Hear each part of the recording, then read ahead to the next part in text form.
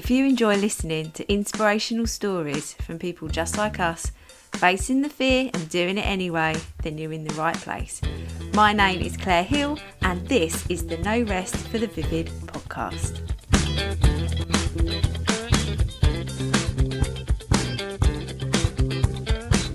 Hello everyone, Happy New Year. We're back, No Rest for the Vivid, episode 16, and my son has just decided to start singing on the monitor as I'm recording this, and my head is under a duvet. So the glamorous life of being a podcast host. You can see me. I hope you've all had a wonderful Christmas and New Year. I won't bang on about it too much, but I had COVID for my birthday and Christmas. That's all I've got to say about that. But I'm back in 2022 with a bang. I hosted my first master lesson last night. I say first, though, I have delivered training numerous times in my old life, in my old career, and I was obviously a teacher. And my master's, I actually got my certificate through for my Master of Arts with a merit. I got that through yesterday, and part of my master's was delivering training. I didn't know, I might be wrong, and some of you might be listening thinking, no, you're barking up the wrong tree. But once you've got a master's, it means that you can lecture in a university. So that's interesting. I don't know if you can still hear my son, but this is life, isn't it? Being a mum, running a business, doing a podcast, and this is the chance that I've got. Our childcare isn't as full as it normally is. It's a bit haphazard. So I'm grabbing every chance I can to work and loving it. I'm just so excited about this year. I had the first week feeling really meh and not bothered and not really sure what I was doing. I did know what I was doing. I did all of my goals and my vision and stuff and some of my strategy in December. I don't know if you can hear, but I've just sent my laptop into overheat because I had the duvet over my laptop as well. Not a good idea. So I've just literally got my head over the microphone and the duvet. My head is under the duvet and the microphone. The reason for this is that I used to record all of the podcast episodes up in my bedroom for sound quality, but it is much easier recording everything down in the office. And now I have really good internet. My husband sorted it all out for me, so I don't want to traipse everything up. But anyway, I'm under the duvet. Anyway, back to 2022. I'm really ready for it now, and I hosted my first master lesson. I'll get there in the end with this point, with some amazing small business owners.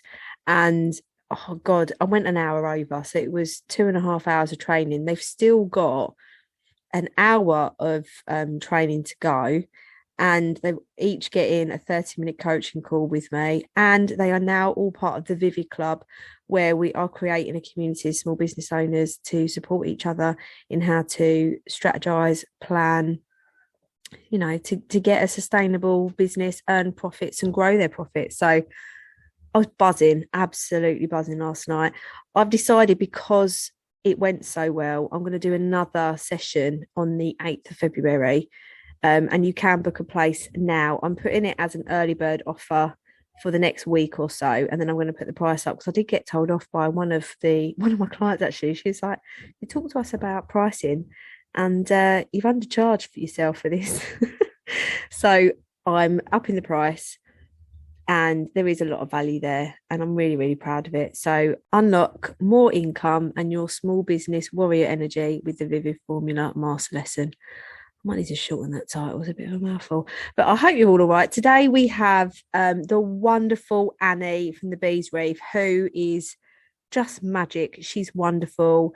She is a friend of mine, again, an Instagram friend that we've never met in real life, but we talk all the time, and she's just magic. She has loads of Instagram accounts that you should all follow because they're all equally wonderful, and she runs 2 businesses, 2/3 businesses. We talked a lot about getting out of your comfort zone, and we talked about upping your prices actually in the episode. So if you're feeling that increasing the prices of what you sell, if you are a small business and you're scared about it, get out of your comfort zone and do it. Definitely. and also book yourself onto my master lesson, because we look in depth at how to increase your prices. For those of you who aren't small business owners, I'm sure you appreciate how much work goes into handmade products. And for us to increase our prices gives you the best service. Because my point is, increasing the prices of your products, you are giving it back to your customers. You're not keeping it for yourself. You're giving that value back to your customers. So without further ado, happy January, or as Danny says, January, and enjoy the episode. Hello, Annie. Hi, Claire. How you doing? I'm good. How are you? I'm really well, thank you. Yeah, thanks for having me on. You're so welcome. I always find this bit really awkward because everyone knows that we've just been chatting and then we have to fake say hello. Yeah, exactly. Hi, how you doing? Hi guys. Hi. Yeah, no, it's so lovely to have you on. You are one of my lovely Insta friends, and I think you're one of the most amazing human beings that's walked this planet. Oh, bless you. Thank you. I'm so happy to have you on because I think you are lush. So gush over. I'll probably gush again. Ditto. I feel the same. It's amazing how many friends you can make through this Instagram community. Yeah. And fantastic. And you may never get to meet them, but you just know that you are friends. Yeah. Brilliant. And do you know as well, isn't it funny that we've voice notes and message for God knows, I don't know how long now, and then you just see somebody on Zoom, you just start chatting like they're in real life, like because you're friends. Isn't it weird? Oh, yeah, no, absolutely. So weird and so magical all at the same time. So for those of the people that don't know who you are, can you introduce yourself to our wonderful audience? Right, here goes. So I'm Annie, and I'm the owner-creator of the Bees Wreath, and where I create pom-pom wreaths, garlands and bouquets. And they are all stunning, and I am the proud owner of your amazing rainbow wreath, which is stunning and sits on my front door, and I love it to death. And I decorated my whole front door for the rainbow wreath. Did you? That's amazing. No, I love stories like that. I bought it about a year ago. Yeah, it was a while ago, wasn't it? Yeah. And then I kept saying, well, this is the door paint that's got to go with it, because I wanted a really soft grey to make the rainbow colours come out. And my husband was like, no, but I thought we were going to have this colour. I was like, and then the wreath won't go with it. We can't. No, it's got to be like a soft grey so the rainbow wreath stands out. So, I bet he was like, I don't get it, because men don't really understand that, do they? We had a bit of a row about your Christmas wreath. Do you remember me telling you? Wow, yes, we did have a chat about that, didn't we? Yeah, and I wanted your Christmas wreath, and he literally put his foot down, and he said, for 1 month of the year, can I have? But he loves your wreath. He loves it. He adores it because it's so blooming amazing. And I actually took a picture the other day. I haven't posted it yet. I'll do it when we finish recording, because it was a really horrible day. We came back from shopping and there was your wreath on my front door, and I'm like, you know what I mean? I'm glad to be home. I mean, they can't help but make you smile. You know, who doesn't just love a pom-pom and rainbow colours? I mean, who doesn't love them? No, they just make you smile, don't they? So lovely. But yeah, I absolutely adore it. But I have also just started another business, which I'm also I've been a customer of too.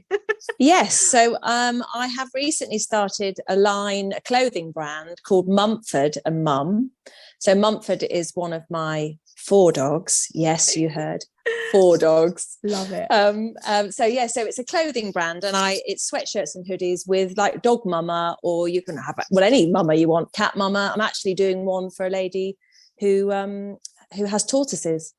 So it's going to say tortoise mama. How good is that? With a little tortoise on the wrist.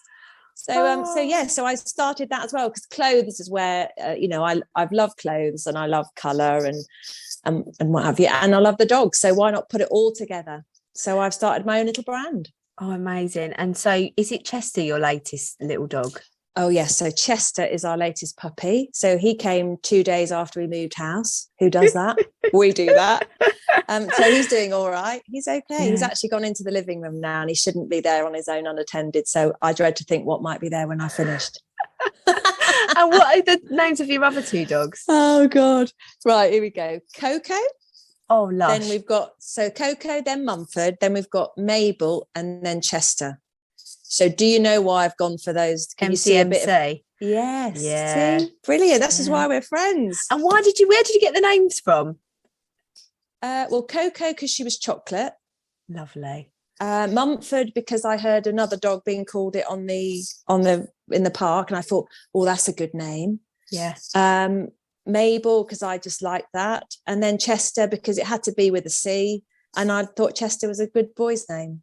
Lovely. I know. I love naming things though. Like literally, I've got Skylar and Khaleesi, and I love. They're great names. Khaleesi's a cat, but she might as well be a dog. She's as needy as a dog. So where's that name from? Khaleesi is the mother of dragons from Game of Thrones. Oh, it's the Dracarian. I've said that wrong. Oh, get you. Yeah. So we were loving Game of Thrones when we got her. She's we got her because I was going into teacher training and they were cutting my salary and I was earning more before, and it literally would be like, I don't know if we could afford for me to become a teacher. And yeah, and I was just like, I'm going to be working so hard on no money. I need a pet. Dan was like, okay, what we're going to get 400 quick ragdoll, please, because we were living in a flat. So yeah, we got Khaleesi for like 400, but she's worth every penny. She's just stunning. She's pedigree. Ragdoll. I mean, I'm not normally into cats, but if I was going to have a cat, a ragdoll would be the one. And that's why we got a ragdoll, because I'm not usually into cats, but I love her. Like she is my absolute baby. And then we got a couple of years later when we moved house, when really I wanted a baby, but we weren't in the position to have a baby. We got Skylar, and then and then we got Skylar, and she's named after the wife out of Breaking Bad. Oh, see, these are two things that I've never watched. Never watched Game of Thrones. I'm sorry, I don't get it. And Breaking Bad, no. Isn't that funny? Two things that I never watched. But and then Jackson is named after a character out of Sons of Anarchy, as well as a Johnny Cash song. So it's like if we ever have any more pets or kids, they'll have to have a name out of a TV show. Do you have a girl's name ready? Yeah, I do. Yeah. Do you? Oh, that's so exciting. Oh no, I'm not allowed yet. No, okay, all right. But yeah, it's I love naming things. I love it. Absolutely love it. It's just yeah, I'm quite good at naming. I mean, I've got a whole list of other dogs' names. Not that I'm going to get any more, because 4 is enough. I mean, but for when the time comes, there's a whole list of them. Oh, I love that. I love that. So you've got your Bees Wreath and you've got your Mumford and Mum. Yes. And Mumford and Mum is all gorgeous, like cuddly, lovely, colourful clothes. I've got a wonderful purple bright hoodie with all my favourite things on. And but yeah, you love clothes, you love colour, and you've got two businesses that really show all of that off. Exactly. Yeah, no, I think, and my dream is to kind of, you can't really combine them, but to have, I'd love to have a lifestyle account. Amazing. Where I do colour, clothes, interiors, everything. That's the big dream. Oh wow. But no, I would only, if you look at the sweatshirts and the hoodies that I provide, they are often in colours that I like. I don't do dark colours, and I'll talk about why I don't do dark colours maybe later. But I don't want to design anything that I wouldn't wear. Because you are your biggest critic, aren't you? So if you wouldn't wear it, then how are you going to expect anybody else to? Oh, that's the same with your products you make. If you don't love what you make, who the hell is going to like it? If you've got to be obsessed with what you create and put out there. But it is funny though, sometimes when because obviously I love the colourful wreaths. If someone says to me, I want bright rainbow wreath, or I want pink and orange, which is my favourite combination of all time, and then they go, I just want greys, which I know a lot of people do, and or they just want like all the neutrals, because a lot of people really like neutrals, and I must admit I do it. Obviously I do it, but it doesn't. When I send it out, I don't think, oh, you're gorgeous. I think, oh yeah, you're nice, you're okay. Yeah.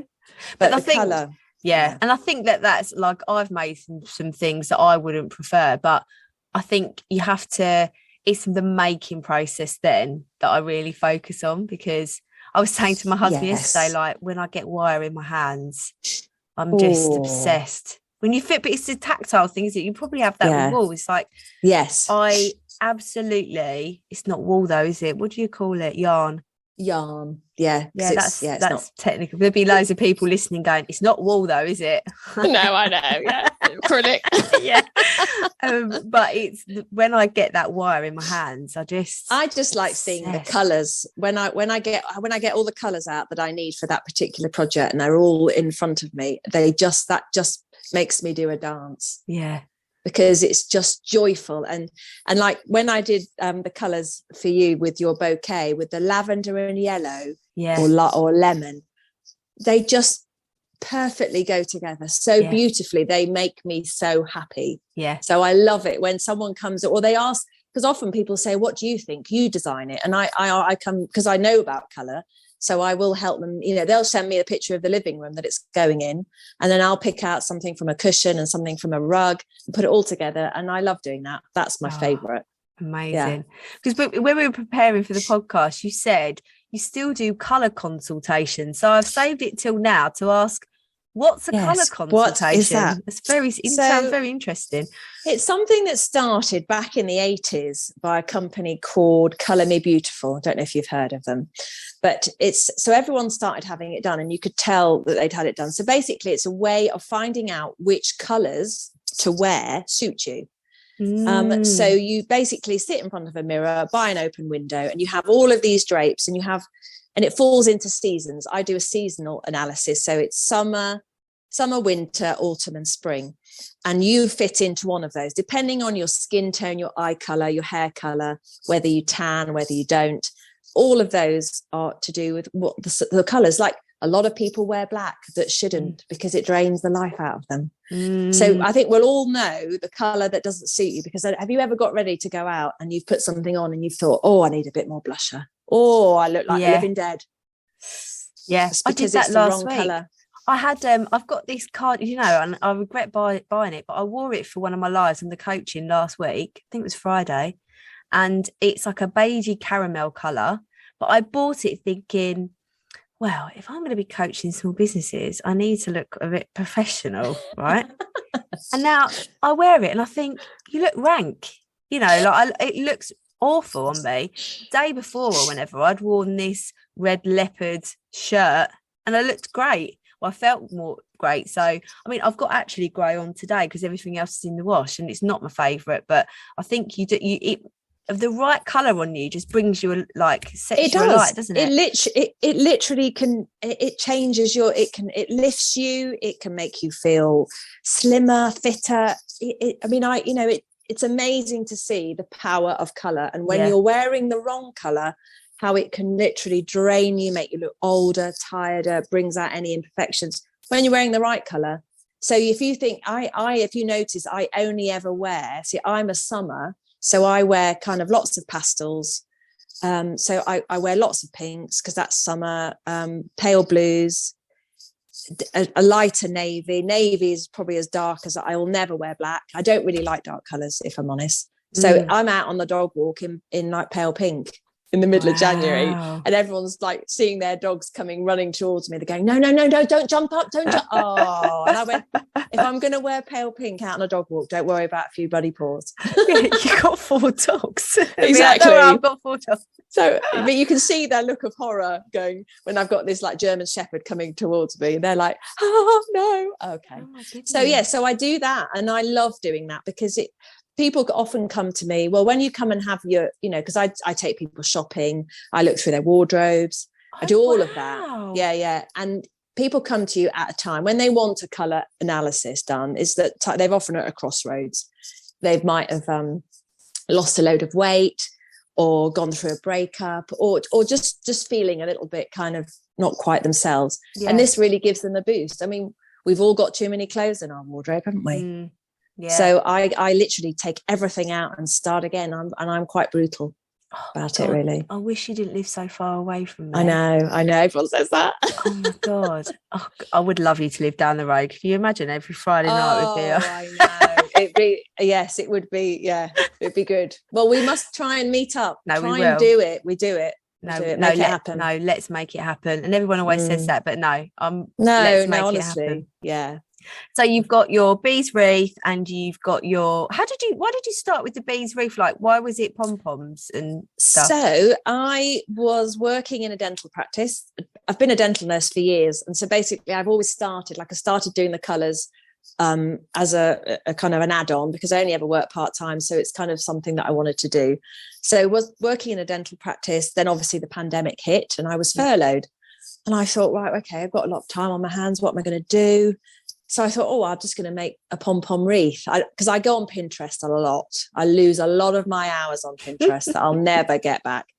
And I saw this rainbow wreath. And I thought, I'm going to make one of those. I'm going to do that, because I love pom-poms. Always loved having a cushion with a pom-pom on or something like that. Yeah. So I made my first wreath, and my friend came around, saw me making it, and loved it so much that I said, right, well, you can have it. I'll gift it to you.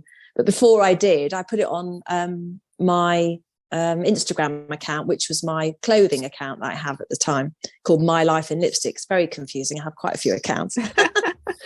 And somebody said, do you make these? And I said, no, I'm just doing it as a hobby to keep myself, busy. And they said, I'd love one if you ever, could you make me one?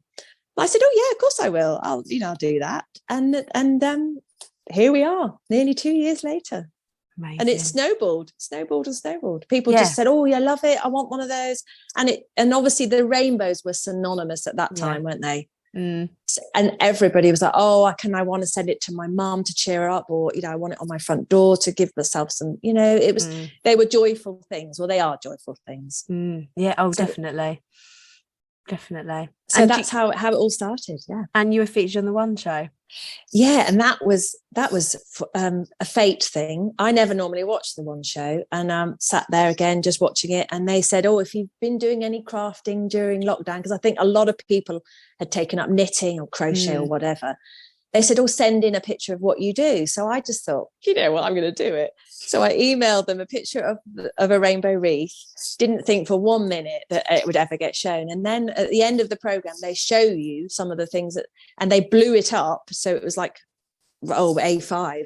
Is that bigger? A5? Yeah. A3, maybe? A3, yes. Yeah, your A3. hands look A3. yeah. So they blew it up and they were like, oh my God, Annie from Devon has made this like this. And it was Alex Jones and Angelica Bell. And they were hosting it. And they said, how do we get one? How do we get one of these? And so, so after it, so I was like, and then people were messaging me going, I've just seen your wreath on the TV. So I thought, all right, well, I might just gift them one, because why not? And also it'd be a great platform to get my name out there. So I managed to track her down, and actually I contacted Angelica on Instagram. They're both lovely, down to earth. You contact them, they get back to you. They're not too above themselves. Lovely. And they were both willing to pay for them. I said, no, I'll gift them as a gift. And they both had one, and they put it on their front doors. Amazing. And then obviously, when they put it on their social media, it snowballed again from there. So I'll be forever grateful. And Angelica actually turned up to my door. No way. Her family, they holiday in Devon a lot, because her husband used to be at a teacher training school here. And so she messaged me just asking me out of the blue, what's your address? I didn't think anything of it. Knock at the door. Angelica Bell's at my door. And I was thinking, oh my God, thankfully, it was a time when we couldn't have people in our house. So I was thinking, I haven't tidied up. There's stuff everywhere. I was more concerned about that. But no, so we had a little doorstep chat. And she said, I just wanted to come and meet you. Lovely, so really lovely. Gorgeous. And it, because I message a lot of, would you call them celebrities, people well known, and do they ever acknowledge? No, I know they must have lots of messages, but I do love it when someone who is quite well known actually takes the time to acknowledge you. Yeah you know what I mean? We all started somewhere. Yeah, and I agree. That's what I still reply to every single message and comment every single one. Totally. Why wouldn't we? It doesn't take long, even if it's just a little like, or a little heart or something. Yeah. Because you're appreciating the time that someone's taken to get in touch with you. Yeah, it's not like writing a letter. Can you imagine, like getting fan mail or something? Yeah. I don't expect them to invite me around for a coffee, but at least acknowledge me. I don't like not being acknowledged. No, I don't think anyone does. And that's the thing. No one doesn't like to be not acknowledged. do they? So no, not at all. feeling that way, yeah. No, I always make an effort. Oh, bless her. I remember that she used to present like CBeebies or CBeebies. Yeah. And Yeah, she no, got married to the guy from Blue that was yes. presenting Blue Peter. Are they still married? Yeah, that's Michael Underwood. Yeah. So he was a teacher before he became a TV presenter. Oh, so they're almost friends now. I'd say we've had a chat on the doorstep, so I'd class her as a friend, really, wouldn't you? Lovely. That is so lovely. And so with the crafting and everything, how do you find running a small business that's all handmade with your own hands? I mean, I suppose Mumford and Mum is a bit different. Yes. Yeah. Well, that's partly why I started Mumford and Mum, because it's a business that kind of runs itself. I have to just do the marketing and modelling, and it's not me sitting there making the sweatshirt and doing everything. Whereas with the Bees Wreath, everything is completely handmade. It is time consuming. I probably didn't factor that in really realistically, if I'm honest, but it's good for me. I enjoy doing it. It's very good mindfulness. But they are time consuming. And I just, I often say on my stories about how long it takes, and the fact that I make every single pom-pom, and like the wreath at your size, there's over 90 pom-poms there. Oh my God. And so, yes, it is time consuming. And that's why I'm kind of wanting to, bring in other things as well. Like I do faux flower ones as well, because I haven't been paying myself particularly much of a wage. No, I was literally going to say, you definitely don't charge enough. No. And one of my missions is to raise the whole of craft up. And it's not tat or tut that you can, go to a craft fair and you expect to walk in with a fiver and walk out with something. It's not about that. Anybody that does craft fairs should be charging more than they're worth because of the time that they're taking to stand there. I know. Stuff at craft fairs should be more expensive than it is on a website, isn't it, really? No, definitely. I think, they are bespoke items. If you ordered a bespoke table, well, you'd expect to pay quite a bit for it, wouldn't you? Because there's no one else. Even though I do, lots of rainbows, the colours are always different because it depends on what wool I've got, or they might say I don't want orange, or so I'll put something else in. Every single one is done in a different way. It's like there is no two wreaths out there that are the same. Even though when someone says to me, can you make it like this? I will always tweak it slightly. And I do say to them, they are bespoke. Yeah. And people, they like the idea that they're bespoke. Yeah. But I do need to look at what I charge and the time it takes. So that's my plan for 2022. Yeah, I want to get involved. So I'm going to tell you to charge 5 times as much. Oh, my duvet's slipping, everyone. I've got a duvet over my head. A duvet. They probably thought you were doing this from in bed, weren't they? No, this is my baby's summer duvet. Well, my baby's 3, but there we go. I've got it. I sorted, but now it's all gone dark in here. It's all gone dark. It's all more cons, isn't it? All more cons. This is the effort I go to for good sound quality, because no one wants to listen to a rubbish podcast. I'm going to invest in something better. But yeah, I think handmade products, a lot of the time as well, you're making it and people think you worry, it looks handmade. Well, of course it looks handmade because it is handmade, and that's the most magical thing about it. Absolutely. I mean, if you want something that's mass produced, then you can go on to eBay or other accounts and get something that they churn them out, but yeah, it's just it seems like there's a negative association with the word craft. But actually, if you think about it, if you practice your craft, you put it in a sentence like that, it's amazing that we can make things with our hands that last a lifetime. It's crazy to, there's no other businesses out there apart from handmade art businesses or handmade anything where you're going to get a product that has that much care taken over it. And that's what everyone should be charging, double, triple, even in some cases probably 5 times as much. I think in your case 5 times as much.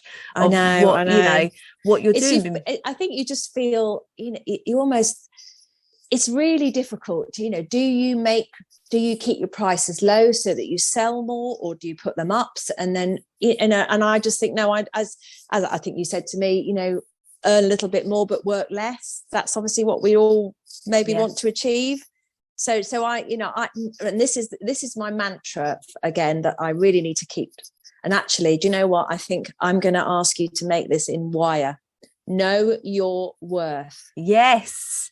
Do it. Know your worth. Know your worth. I need that. Yeah. In wire. So I'll talk to you after, and I'd like to commission you to do that, because I need to know that. I need to know my worth. And we all do, all of us. And I'd like to, what do you put down when someone says, what's your occupation? What do you put down? Crafter? CEO. Do you? Yeah. Oh my God. I'm like that. I put owner, creator of a craft business. That's what I put. You're a CEO. You're a CEO. Oh, I'm a CEO. Yes. You're a CEO. Not just one business, 2, 3 really. Okay, all right. Yeah. I'm going to do that then. When I next do me a car insurance I'll be like, occupation, CEO. CEO, crafty, energetic and organised. I love that. That's good. Yeah, love that. No, CEO, like that. Yeah, definitely. But know your worth. Know your worth. That's what everyone out there, if you're listening, know your worth. And especially if you hand make things. Honestly, I want to raise, I feel like I want to get under, like, imagine everyone on, have you seen the new Disney film Encanto? No, but I feel like I have through you. Yeah, you need. So there's a character in there, and in one of the songs, she's lifting up this whole massive like platform of stuff because she's really strong. Honestly, that film is insanely good. It's so good on so many levels, and actually, the message is all about knowing your worth. Is it? Oh, yeah, okay. I'll have to watch that. It's about you are worth something, regardless of anything else. You know, it's not. You're the miracle, not anything else. Yeah. If you've got Disney Plus, please everybody watch it. It's my most favourite Disney film that I've ever watched in my whole entire life. It's amazing. Is it? Is it really? Oh wow. Yeah, for adults as well. I mean, Jackson adores it, but for me anyway. But don't you find that all Disney? I mean, we digress, but all Disney films have messages and have stuff for the adults and stuff for the children. They do, all of them. Yeah. So you don't need. I don't have any small children hanging about to watch one, but I'll watch it. Yeah, no, honestly, it makes me so happy. I cry at the end every time. And I've watched it a million times. Oh, I love it. But anyway, this woman, she's holding up, one of the characters is really strong. She's holding up like all of this weight and this pressure. And I feel like I want to get under there and put anybody that hand makes anything and lift them and just up level everyone's businesses so that the whole world expects to charge to have to pay more because of what they're getting, because it's so magic, not just tat off of Amazon.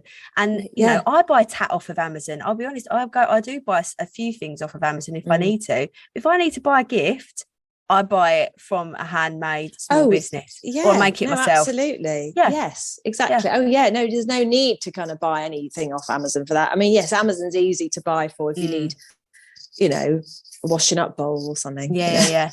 Whatever. But no, I mean, that's why another Instagram is amazing, because you just put in what you want and the things that you can buy for people on there. It's phenomenal. It's lovely. It's a brilliant platform. So nice. I bought this beautiful bowl for Jackson for like his Christmas treats from Little Brown Mouse Company. I'll tag her in the thing. She's so amazing. She's not far from me actually. When it arrived, and I'd wanted one last year but missed out, and then she was like, don't worry, I always have a spare.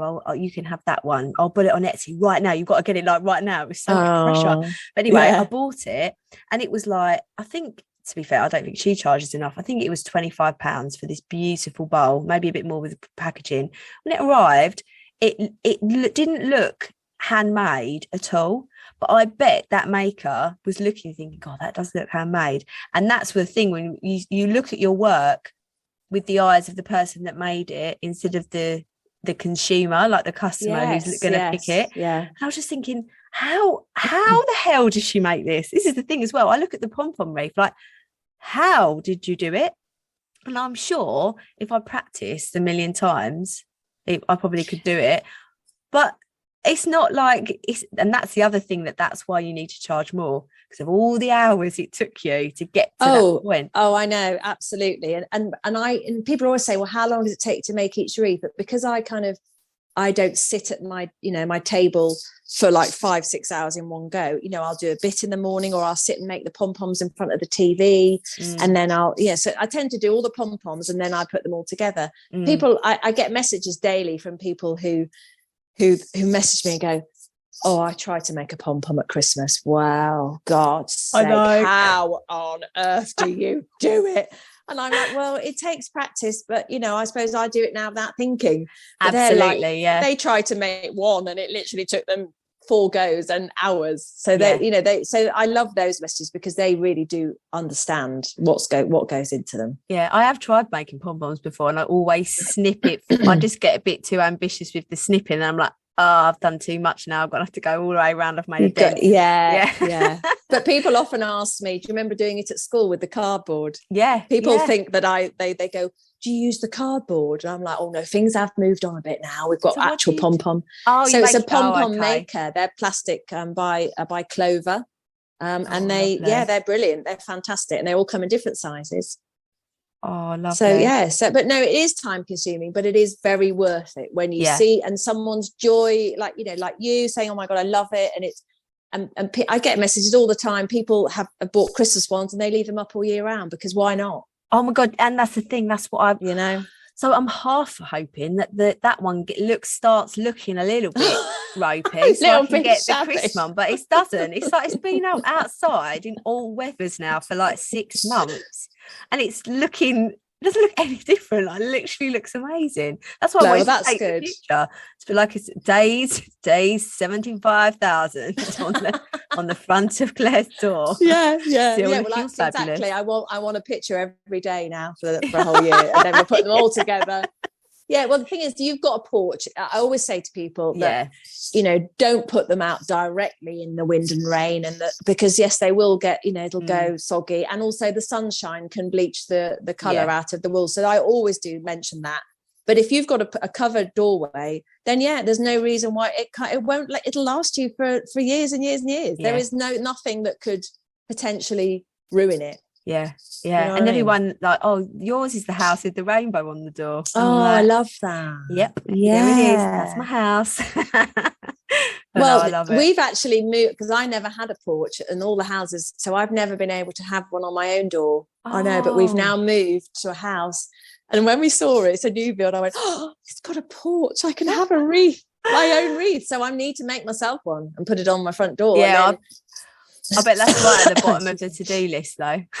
It always making for yourself. Yeah.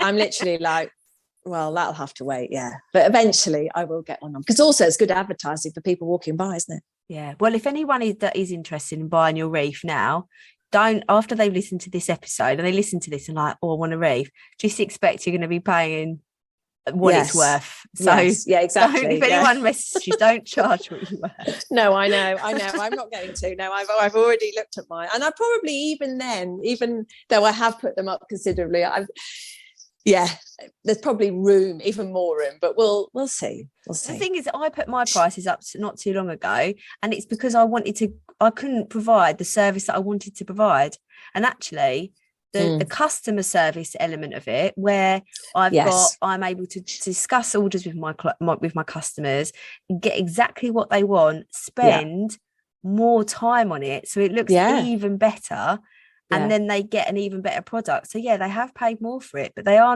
it's not so I can make loads of extra money, it's so that I can provide the best service. So when you put your prices up, everyone thinks, oh, people might think, oh, that's being greedy. It's not, because you're actually giving it back to the customer. It's about them. No, absolutely. And this is, what I have now learned. And you don't want to be like, if you know that you're buying clothes from a sweatshop, you stop buying clothes from a sweatshop. Do you know what I mean? Yes.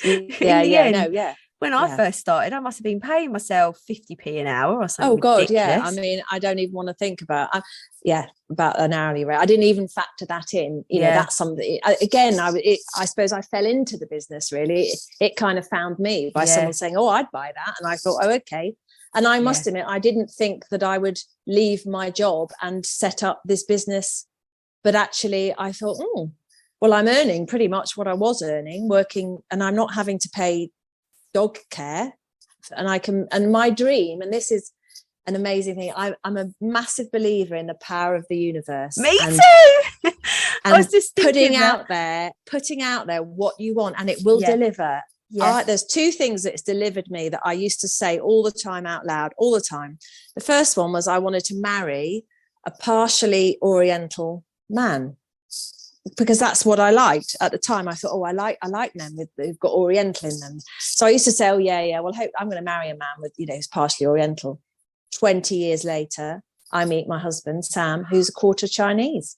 Oh, wow. If that's not true. Oh, and then wow. my other thing, I used to always say to people, they'd say, because, I often ask people, what's your dream? Like when people have been made redundant or they're not working, I say, what's your dream? Everybody has dreams. And they used to say to me, what's my dream? My dream was to create craft around my kitchen table surrounded by my dogs.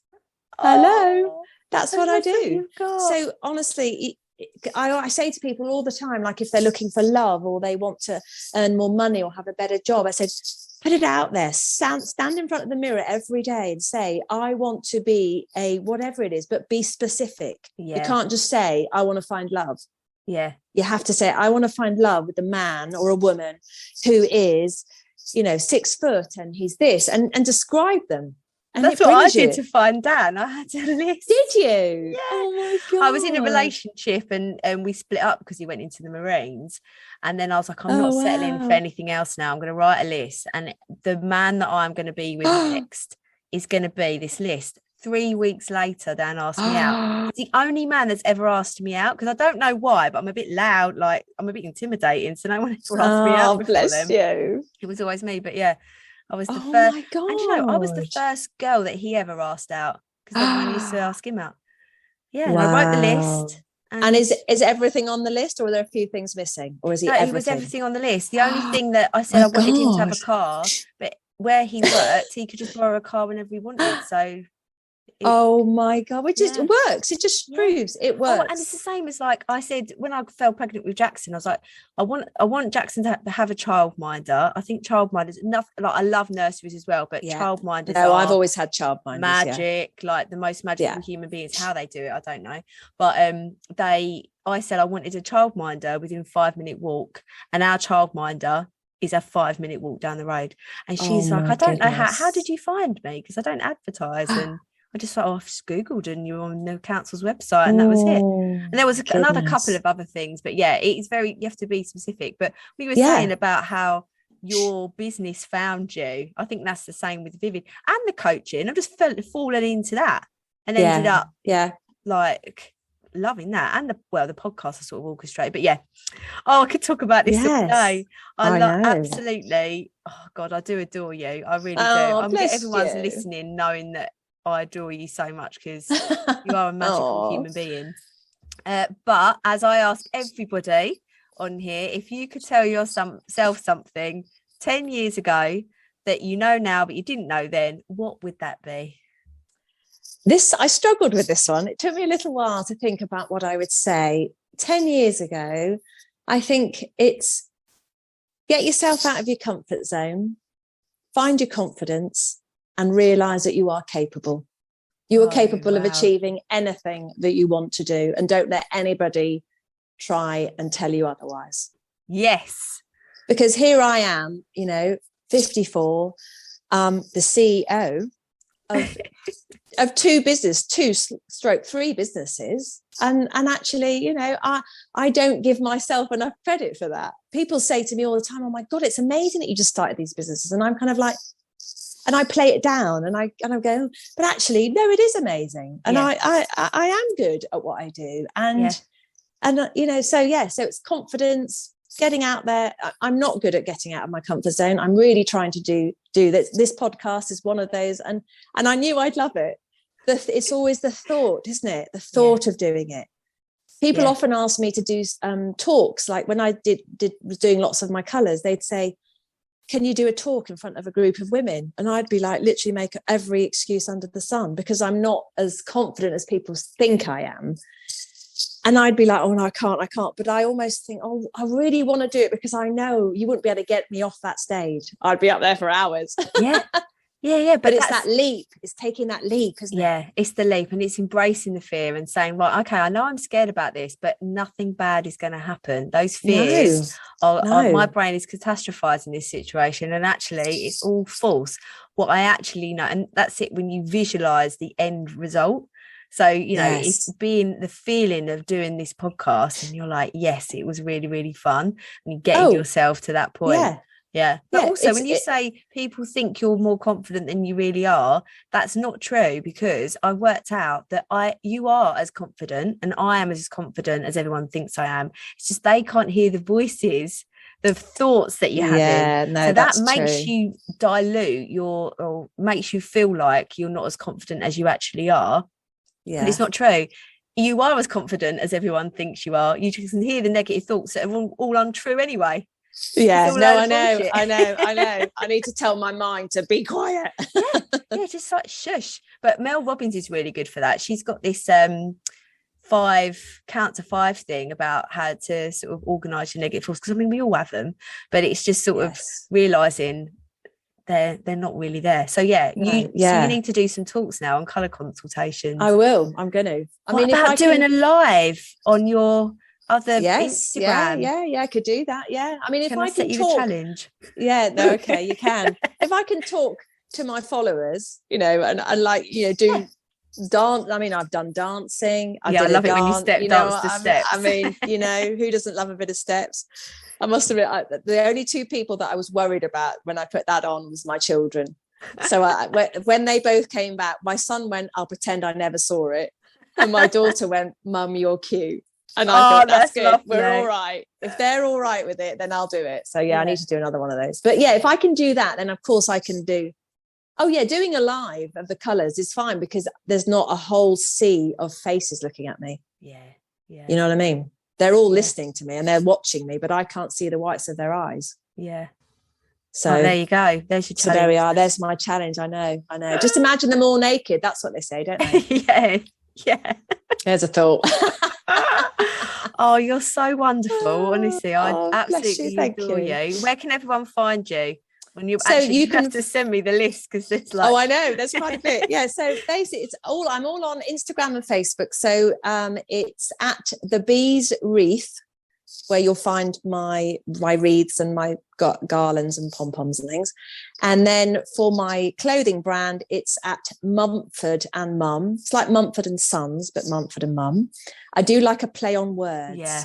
I like a play on words, hence the 2 titles. And then if you're interested in what I might wear, I don't tend to go on that one as much because it's pretty busy doing my other stuff. It's called My Life in Lipstick. And I used to document all my outfits on that one. So I'll probably will in the winter. I don't tend to kind of worry about what I wear so much, because, you know, but come the summer, when the pastels come out, I'll be back on that one. So yeah, you can find me and you can order the wreaths and the sweatshirts by sending a DM to me through those platforms. And that's on Instagram and Facebook. Amazing. You absolute ledge. You are so lush. Bless you. Oh, so no, lush. So are you, my darling. Thank you so much for having me on. It's been amazing. Thank you, darling. See you later. Take care. Lots of love. Bye. Thank you so much for listening to the No Rest for the Vivid podcast. Written, produced and hosted by Claire Hill, and music has been composed by my brother, Phil Vidler.